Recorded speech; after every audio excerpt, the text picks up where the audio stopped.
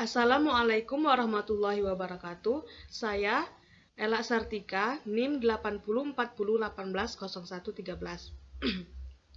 Di sini saya akan menjelaskan tentang COVID atau Control Objective of Information and Related Technology. Pertama, pengertian dari COVID.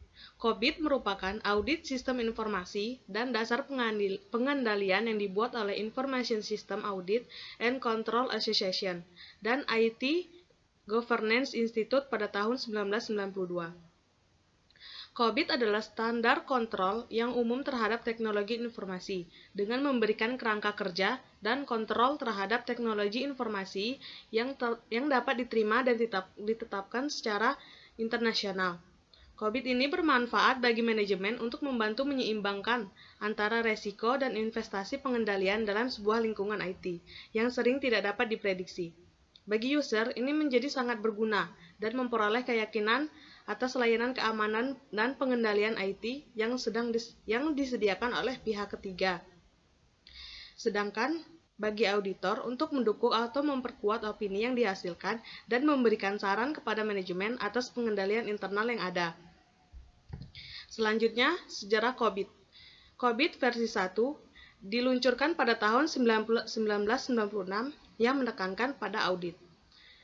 Versi yang kedua diterbitkan pada tahun 1998 yang menekankan pada tahap pengendalian.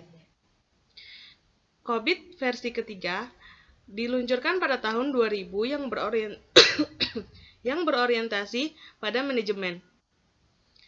COVID versi keempat diluncurkan pada tahun 2005 bulan Desember dan versi 4.1-nya bulan Mei tahun 2007, lebih mengarah pada tata kelola TI.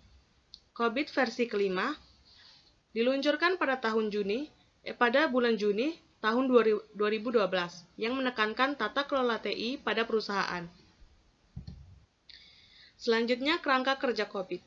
Kerangka kerja COVID terdiri dari tujuan pengendalian tingkat tinggi dan struktur klarifikasi keseluruhan. Konsep kerangka kerja dapat dilihat dari 3 sudut pandang, yaitu information criteria, IT resource, dan processes. Gambarnya dapat dilihat di samping.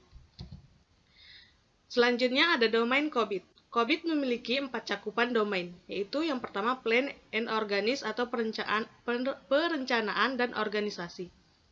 Domain ini menitik beratkan pada proses perencanaan dan penyelarasan strategi TI dengan strategi perusahaan, mencakup masalah strategi, taktik, dan identifikasi tentang bagaimana TI dapat memberikan kontribusi maksimum terhadap pencapaian tujuan bisnis organisasi, sehingga terbentuk sebuah organisasi yang baik dengan infrastruktur juga yang baik. Kedua, acquire and implement atau pengadaan dan implementasi. Domain ini berkaitan dengan implementasi solusi dan integritasnya dalam proses bisnis organisasi untuk mewujudkan strategi TI. Juga meliputi perubahan maintenance yang dibutuhkan sistem yang sedang berjalan untuk memastikan daur hidup sistem tersebut tetap terjaga. Yang ketiga, deliver and support atau pengantaran dan dukungan. Domain ini mencakup proses pemenuhan layanan IT, keamanan sistem, kontinuitas layanan, dan pelatihan pendidikan untuk pengguna, dan juga pemenuhan proses data yang sedang berjalan. Yang terakhir, monitor dan evaluate, atau pengawasan dan evaluasi. Domain ini berfokus pada masalah kendali-kendali yang diterapkan dalam organisasi, pemeriksaan intern dan ekstern, dan juga jaminan independen dari proses pemeriksaan yang dilakukan. Selanjutnya ada kriteria informasi COVID. Yang pertama, effectiveness. Ini menitik beratkan pada sejauh mana efektivitas informasi dikelola dari data-data yang diproses oleh sistem informasi yang dibangun. Yang kedua, efisiensi. Ini menitik beratkan pada sejauh mana efisiensi investasi terhadap informasi yang diproses oleh sistem. Yang ketiga, konfidensial. Menitik beratkan pada pengelolaan kerahasiaan informasi secara hierarki. Yang keempat, integrity.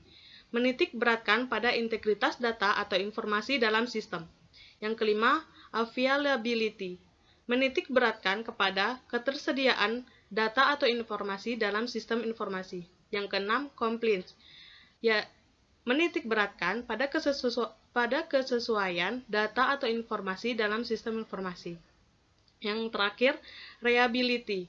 Menitik beratkan kepada kemampuan atau ketangguhan sistem informasi dalam pengelolaan data atau informasi.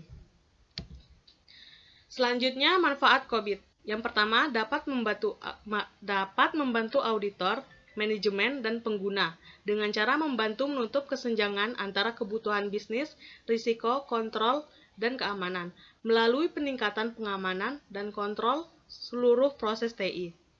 Selanjutnya, COBIT dapat memberikan arahan yang berorientasi pada bisnis, dan karena itu bisnis, proses owner, dan manajemen termasuk dalam auditor dan user. Diharapkan dapat memanfaatkan guideline ini dengan sebaik-baiknya. Yang terakhir ada COBIT memberikan user control di mana dapat mengukur proses yang terkandung dalam ISO dan ITIL dan yang dapat dimanfaatkan untuk perbaikan proses. Kelebihan dari COBIT. Yang pertama, berhubungan dengan informasi yang relevan dan berkenaan dengan proses bisnis.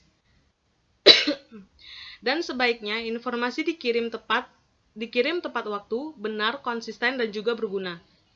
Yang kedua, berhubungan dengan ketepatan dan kelengkapan dari sebuah informasi.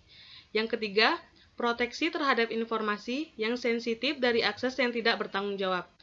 Selanjutnya, berhubungan dengan ketersediaannya informasi ketika dibutuhkan oleh proses bisnis sekarang dan atau masa depan. Yang terakhir, berhubungan dengan penyediaan informasi yang sesuai dengan manajemen.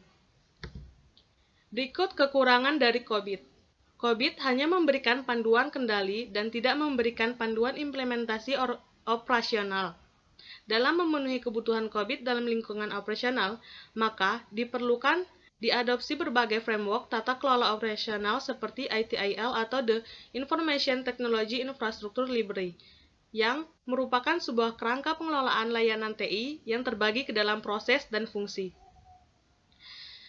Yang kedua, kerumitan penerapan. Apakah semua kontrol objektif dan detail kontrol objektif harus diadopsi, ataukah hanya sebagian saja? Bagaimana memilihnya? COBIT hanya berfokus pada kendali dan pengukuran.